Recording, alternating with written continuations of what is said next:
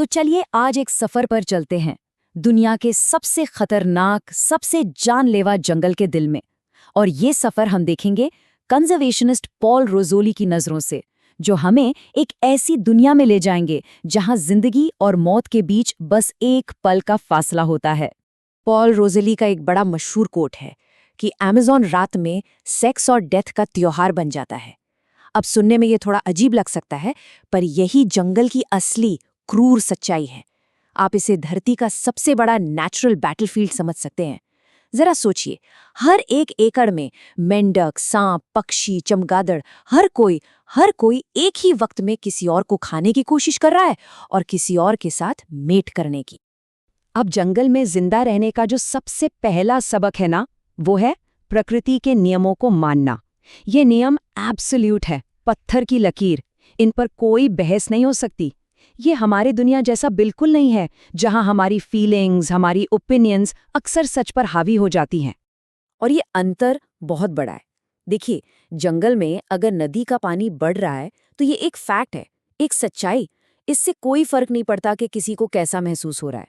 अगर उस सच्चाई के हिसाब से खुद को नहीं ढाला तो मौत पक्की है। लेकिन हमारी दुनिया में हम कहते हैं मुझे लगता है ये सही है, जो बस एक ओपिनियन है। सीधी सी बात है, जंगल में या तो प्रकृति के नियमों से खेलते हैं या फिर आप खेल से ही बाहर हो जाते हैं। इस सच्चाई का सामना पॉल ने खुद किया था। एक बार भारत में एक बहुत बड़े जंगली हाथी ने उन पर हमला कर दिया था। वो बताते हैं कि उस एक पल में मुझे लगा मैं 100% मर चुका हूँ। ऐसा लगता है जैसे शरीर से सारा खून खिंच गया हो। उस हाथी ने अपने गुस्से में एक पेड़ पर ऐसी जोर से सूंड मारी कि पेड़ के टुकड़े टुकड़े हो गए। लेकिन यहाँ एक बहुत ज़रूरी बात है, उस हाथी का गुस्सा वो बेवजह नहीं था। वो इंसानों के साथ एक लंबे, दर्दनाक कॉन्फ्लिक्ट का नतीजा था। और यहीं से हम जंगल के असली खतरे को समझना शुरू करते हैं, जो जानवर नहीं है बल्कि बाहरी दुनिया से लाया गया वायलेंस और कॉन्फ्लिक्ट है।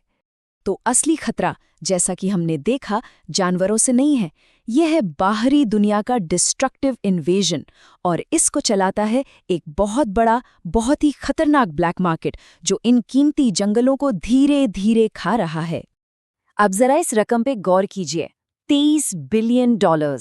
हर साल अमेज़न और अफ्रीकी जंगलों से इतने का इल्लीगल वाइल्ड लाइफ और टिम्बर का ट्रेड होता है। ये एक दिमाग घुमा देने वाला आंकड़ा है, जो दिखाता है कि ऑर्गेनाइज्ड क्राइम कितना बड़ा है। और ये कोई छोटा मोटा धंधा नहीं है। गन्स, ड्रग्स और ह्यूमन ट्रैफिकिंग के बाद ये इलीगल वाइल्ड लाइफ ट्रेड दुनिया का चौथा सबसे बड़ा ब्लैक मार्केट है। एक ग्लोबल क्राइसिस जो इन जंगलों के वजूद के लिए ही खतरा बन चुका है। और इन सबका नतीजा ये है कि पृथ्वी पर वाइल्ड एनिमल्स की कुल आबादी 50% तक गिर चुकी है। मतलब हमने अपने ही ग्रह पर आधा जानवरों को खत्म कर दिया है।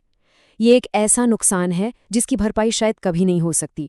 तो आखिर इस ब्लैक मार्केट को फ्यूल कौन कर रहा है? जवाब है गलत धारणाएं और लग्जरी की डिमांड, जैसे इरेक्टाइल डिस्फंक्शन के झूठे मिथकों के लिए बाघ के शरीर के हिस्से, हाथी और गैंडे के दांत, बिना किसी साइंटिफिक प्रूफ के दवाइयों के लिए पेंगुलिन के स्केल्स। ये पेंगुलिन दुनिया का मोस्ट ट्रैफिक्ड एनिमल है। और नतीजा, ये सब आइकॉनिक स्पीसीज को विलुप्त होने की कगार पर धकेल रहा है। अगर वो लोग दिखें तो बस गोली मार देना। ये एक इंटरसेप्टेड मैसेज था नार्को ट्रैफिकर्स का, और ये पॉल रोज़ोली और उनके पार्टनर जेजे के लिए था। ये है वो जानलेवा हकीकत जिसमें जंगल बचाने वालों के सिर पे इनाम रखा जाता है। तो ठीक है, समस्या बहुत बड़ी है, बहुत कॉम्प्लेक्स है, लेकिन क्या इसका कोई सल्यूशन है? हाँ है। पॉल की ऑर्गेनाइजेशन जंगल कीपर्स ने एक बहुत ही इनोवेटिव, एक बहुत ही असरदार तरीका निकाला है। आइए देखते हैं कि ये काम कैसे करता है। उनका मॉडल सच कहूं तो रेवोल्यूशनरी है।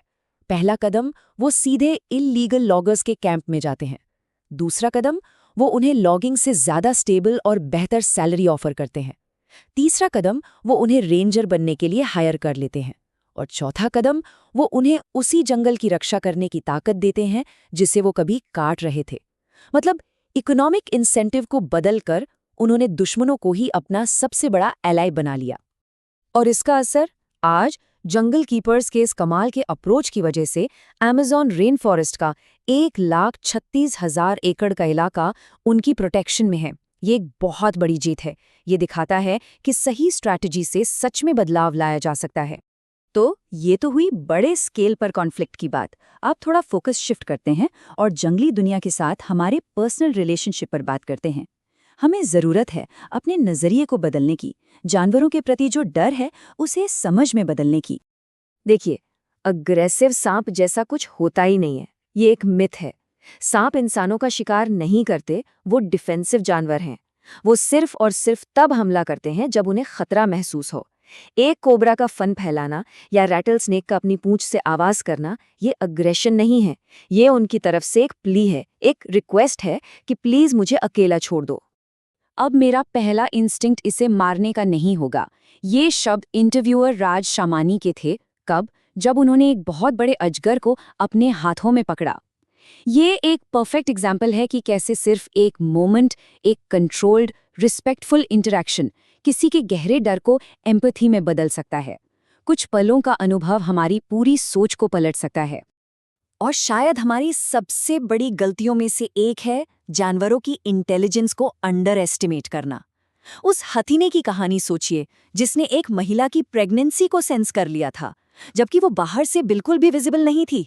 हाथी जमीन में साइज्मिक रंबल से बात करते हैं, वो मेडिसिनल प्लांट्स का इस्तेमाल करते हैं, उनके अपने अलग अलग कल्चर होते हैं।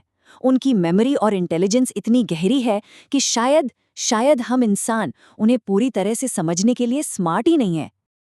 और आखिर में एक सवाल जो पॉल रोज़ेली ने पूछा था और जो सोचने पर मजबूर कर देता है। सवाल ये है कि अगर आप इस दुनिया से सारी चींटियों को हटा दें तो पूरा इकोसिस्टम कोलैप्स कर जाएगा, पर अगर आप इंसानों को हटा दें तो इस प्लैनेट पर हमारी असली भूमिका, हमारा असली असर क्या है? ये एक ऐसा सवाल है जिसका जवाब हम सबको मिलके खोजना होगा।